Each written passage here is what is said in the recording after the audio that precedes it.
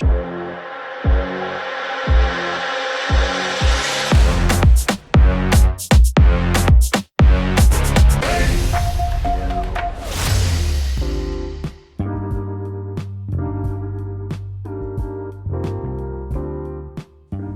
to the Dropping Dimes podcast, and here's your host, J.I. Dimes.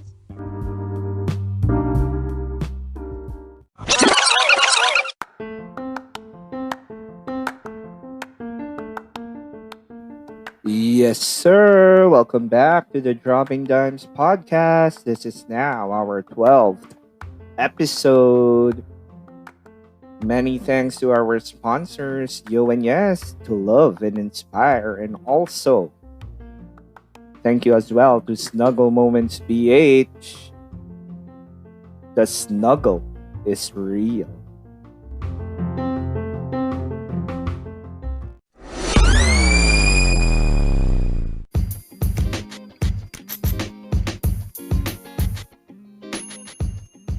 So for today's episode, we have a very, very interesting topic as we will be talking about the clutch gene. How do we know if a player has it? When can we really say that a particular player is clutch? How do we determine it? So that is the main topic for today's episode.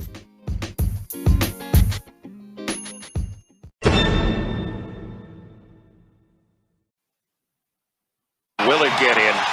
It'll be Anthony Davis. And the buzzer. Yes! Yes! Oh! Anthony Davis comes through at the buzzer. A road victory for the Pelicans over Oklahoma City in dramatic fashion. Anthony Davis just hit the biggest shot of his young career. 3 seconds to go. Throws up the floater. Oh, good night, Cleveland. That is for you.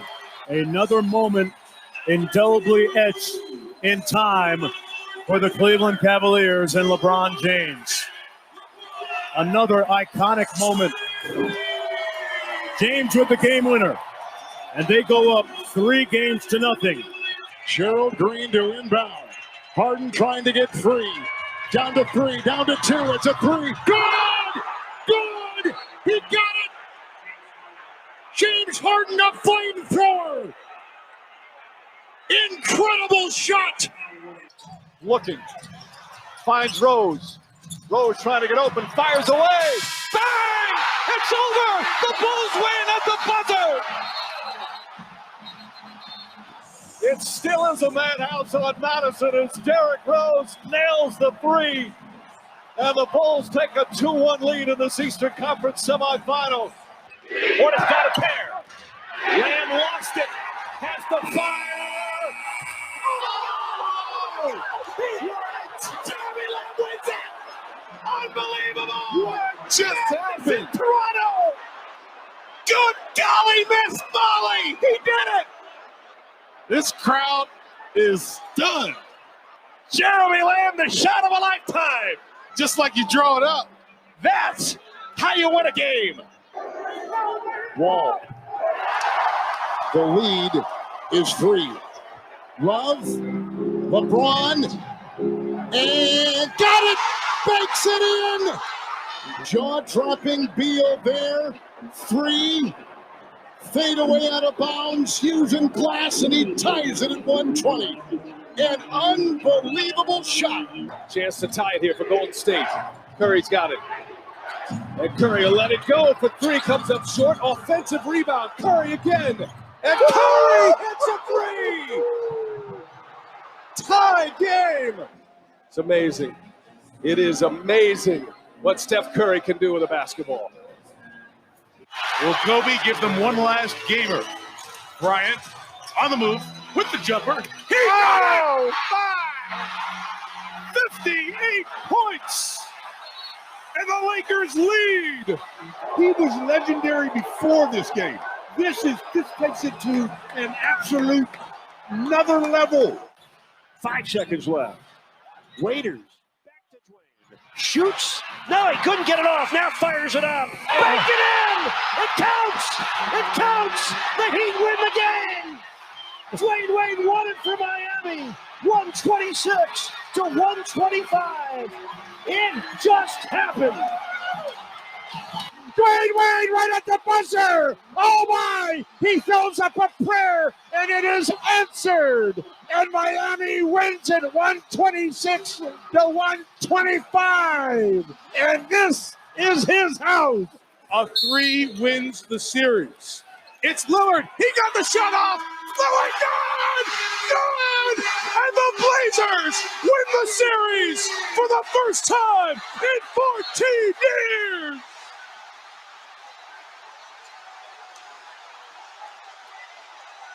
Damian Lillard sends Portland to the second round.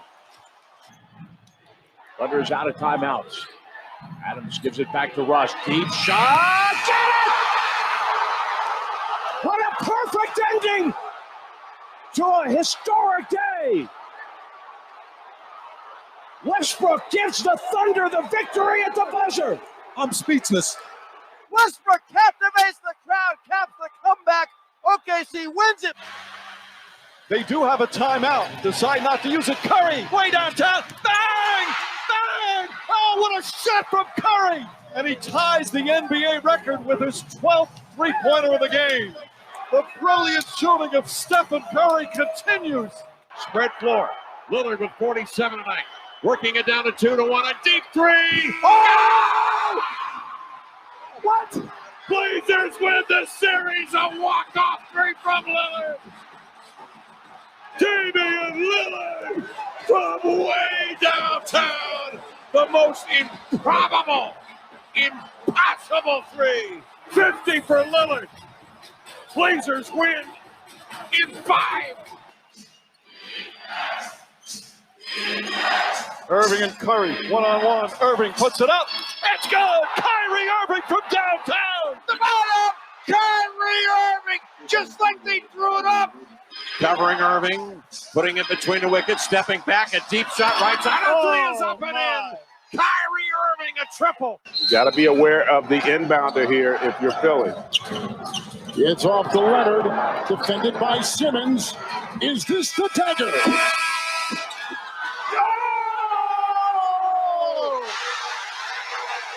Game, series, Toronto has won. 15 fourth quarter points by Kawhi Leonard. And the game winner, 41 points. You cannot get not only a more dramatic ending, but a more dramatic shot than that one made by Kawhi Leonard. Iguodala to Curry, back to Iguodala, up for the layup. Oh, blocked by James. LeBron James with the rejection. Oh, great block. James out of nowhere. Huge, huge defensive play by the 4-time MVP. Just attack the basket. James catches, puts up a three. Won't go. Rebound Bosh. Back out to Allen. His three-pointer. Bang! Tie game with 5 seconds remaining. Rebound Bosh, 7 seconds. Ray Allen a three from the corner. It's good! Allen a three! The Miami Heat still alive. And Ray Allen, the best three-point shooter in NBA history, regular season and playoffs, with the clutch shot of his life.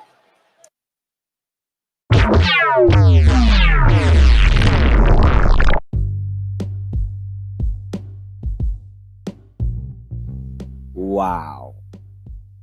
Those were 7 minutes of pure wow moments. You know, those are the things that as a fan you look forward to. You treasure seeing those moments. You treasure witnessing those moments.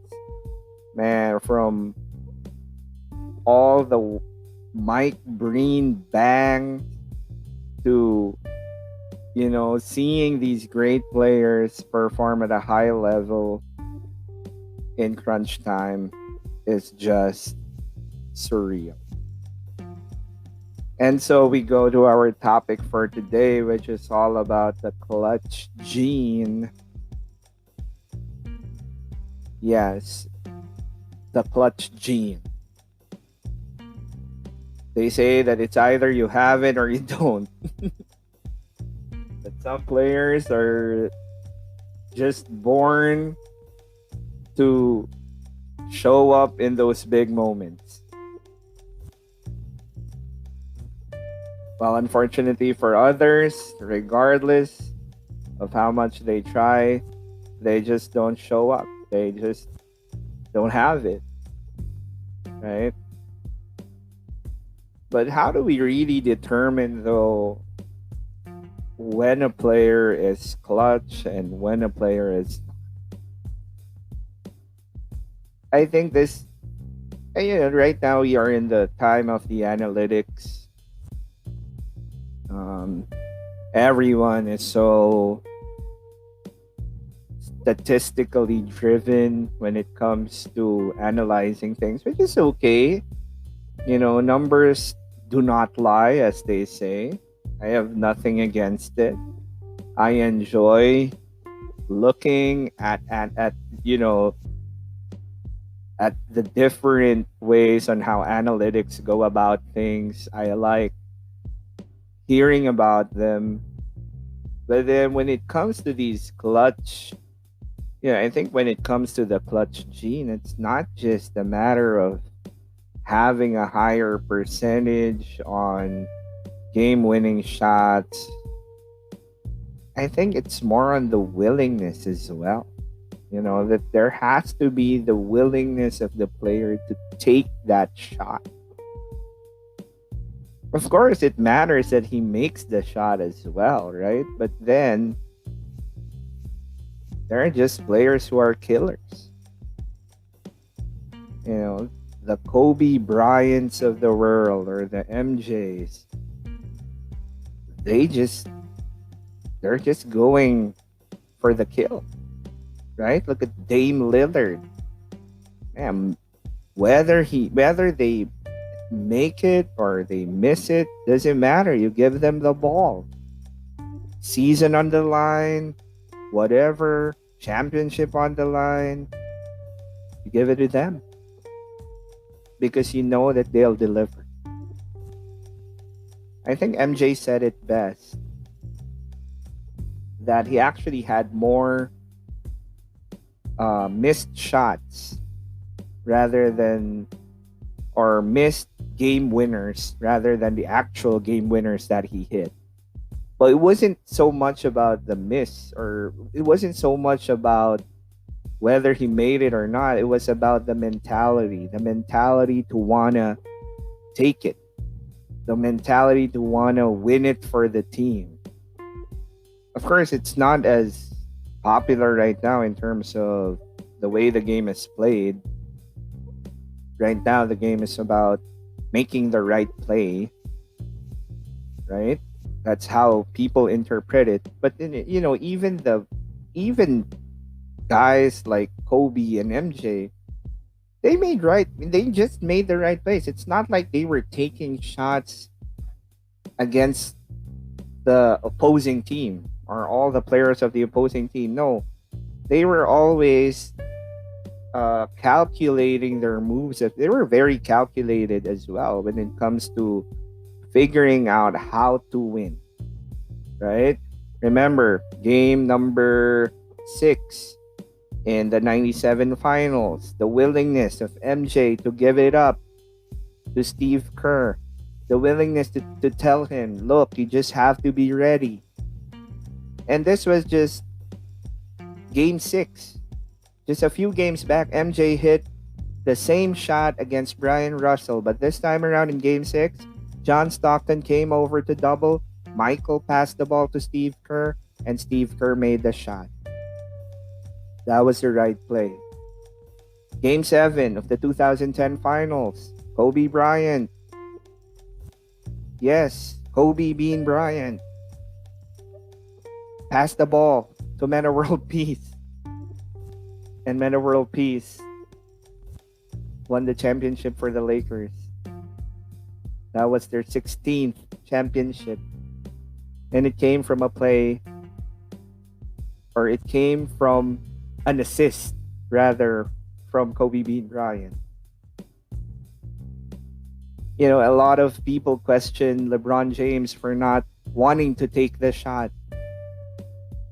But then how do we really classify it? Is it really a matter of you hitting the shot or you making the right play? Remember in Game 5? If Danny Green hit that shot, they would have won. Right? A lot of people weren't happy with the way LeBron passed the ball. But he made the right play. Was it really a matter of him taking it against the whole Miami Heat team when he knows very well that one of their top shooters, even though he was struggling, was wide open from 3? Right? Literally wide open. So I think it's not just... I think the definition of having that clutch gene is so centered on you have to make the shot. You have to take the shot. You have to be willing to take the shot. You have to be the hero of the game. Win it for the team. Win it for the city. But I think its real definition is do everything or do whatever it takes to actually win. I think that's what the clutch gene is about. You do whatever is necessary to help the team win. You know, a guy who was able to make a crucial block is as clutch as the guy who made the shot. Why? Because as long as it leads to the team winning, that's all that matters. And I think we should get away from that definition that it just has to be the guy who will take and make the shot. Right? So yes, it was fun hearing and watching. Honestly, I was watching it as well while I was recording them. It gave me the goosebumps, man. It gave me the chills. Just watching those plays, you know, from Derrick Rose hitting the game winner, Steph Curry from half court. Man, I was able to catch that game live in 2016. That was incredible. His 12-3 to beat OKC. And then, of course, who would ever forget Game 7 of the 2016 finals, right? So when it comes to the clutch gene, I guess just to sum it all up, these are just my takes. You know, I have, how do we really know if a guy is clutch or not? It's simple. It goes down. It boils down to, first and foremost, the willingness. Is this guy willing to... Actually, it's not even willing to succeed. It's a matter of willing to fail in that moment. You know, is this player willing to take all the blame if ever he does not hit the shot? I think that's where it starts. The willingness to take it, the willingness to take the blame, the willingness to, you know, to go from hero to zero in an instant.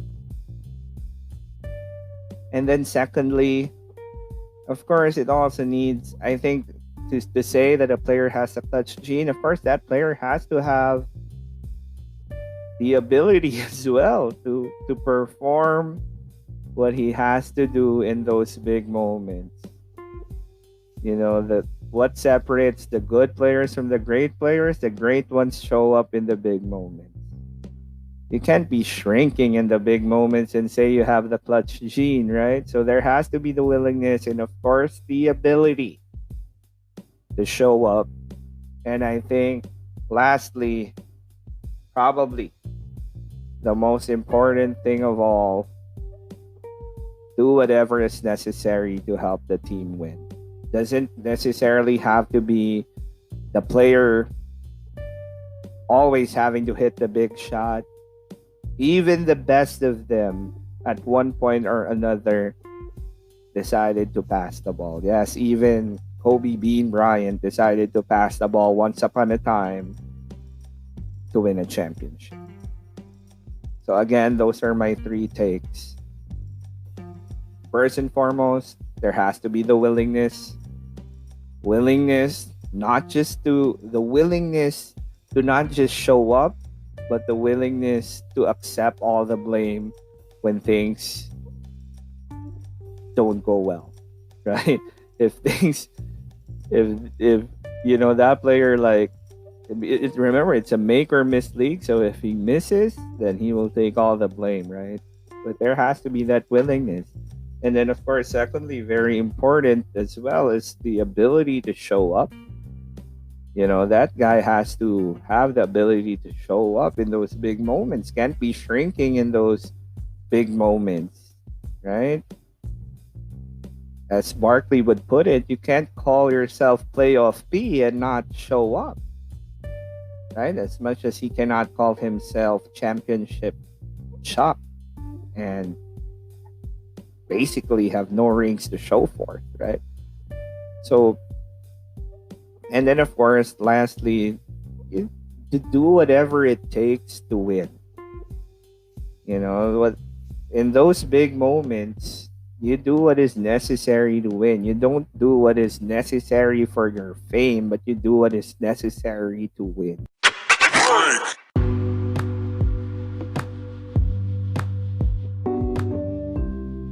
So before we end the episode, I would like to thank our sponsors, Yo and Yes, to Love and Inspire, and also Snuggle Moments PH, the snuggle is real, for sponsoring again this episode. Happy birthday also to Lonzo Ball. And also, I would like to thank the people who have liked our Facebook page and for heeding the call, heeding the invite, for heeding our invitation to actually like the Facebook page. So many thanks to the following. Thank you to my former student Aaron Baya, a very brilliant dancer.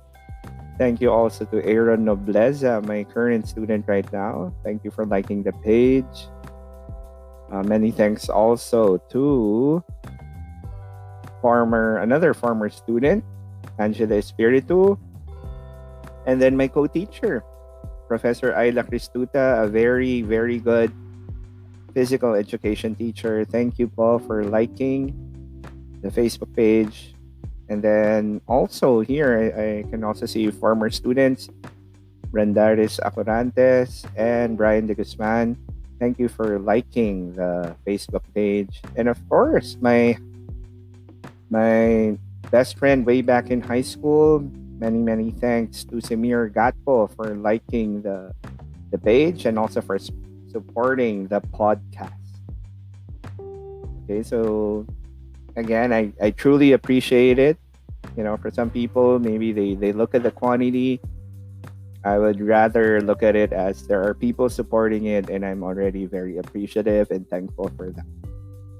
Okay, so thank you. I also hope you can, you know, for those who have time, maybe you can like our Facebook page and then also follow our Instagram page. Just search Dropping Dimes Podcast by J.I. Dimes. The podcast is also available on Spotify, Anchor, Google Podcast, and of course, we also have our YouTube channel. I really hope you can subscribe to it. You know, like, comment, subscribe, click on the notification bell. So thank you for supporting the Dropping Dimes podcast. And then, by the way, Mike Wang and the rest of the 2K people just released their preview for the preview for the next gen. Okay, so they released how NBA 2K21 will look like, and it's amazing.